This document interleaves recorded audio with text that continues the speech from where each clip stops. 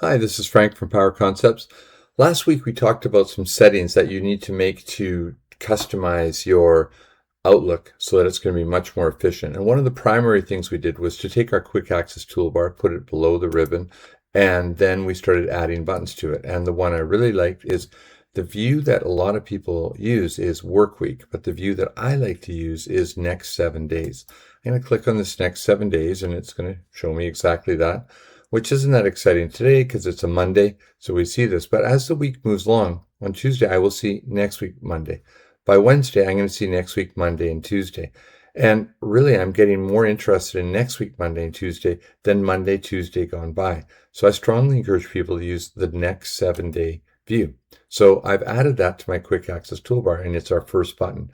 I've added email and task and print and other buttons onto this as well. But note that this is a number one, and that'll be important for us to navigate on. I want to just show you how to use your calendar just much more effectively. And so I'm going to give you a bunch of tips on how to do that. So let's start by just making an appointment.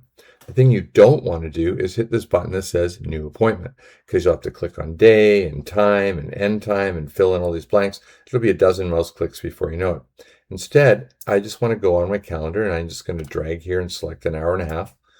And now do not click back in there. It knows you want to type here. So I'm just going to type in here the name of the meeting. And then what I can do is I can change the beginning or the end by grabbing these. I can move the whole meeting to a different time of day or even to another day. Now, many times I may want to have several of these meetings. So if I hold Control while I drag, I can quickly make copies of this meeting. So this is great in this week, but say I need to copy a meeting to next week and I want to have it on the 28th. Well, watch what I'm going to do here. I'm going to take this meeting and I'm going to drag it and get the point of my mouse on the 28th and drag and drop, and I can have this new employer orientation here on the 28th. Here's another meeting I have, a project review. Now it could be whenever I have a certain meeting, the last thing we do in the meeting is we set the time for the next meeting. And so at the end of this meeting, let's just say that we say the meeting is going to be September 10th.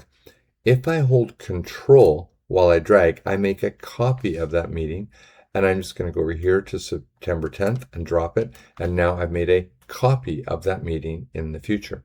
Another way that you can combine these skills is, say you want to select non-concurrent dates on the calendar. So we have a project starting in September, and we're going to need about 5 meetings. And it's not as easy as just saying every Thursday because everybody's got complicated schedules. So I'll say, well, how about the 3rd?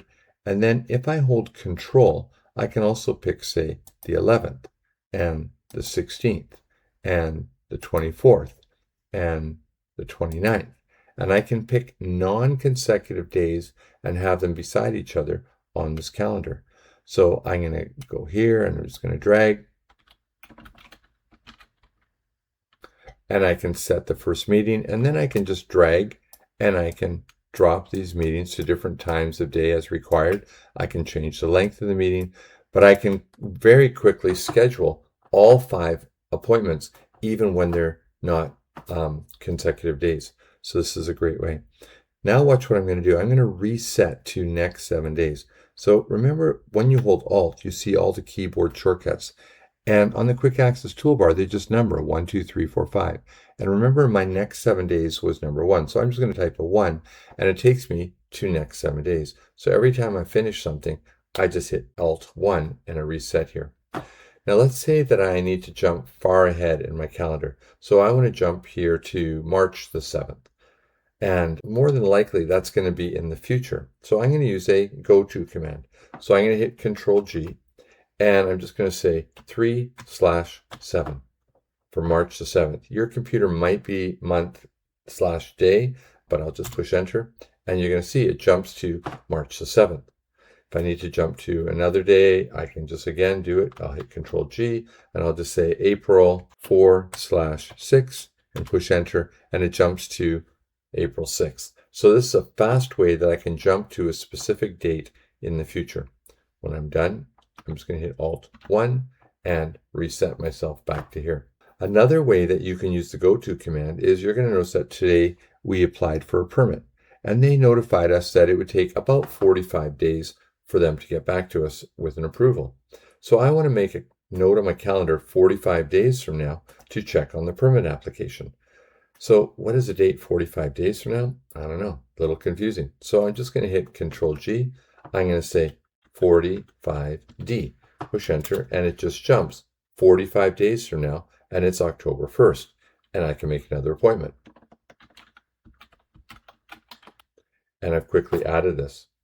When I'm done, I'm going to hit Alt-1 and reset back to here. So you can use this to jump to certain days really, really quickly.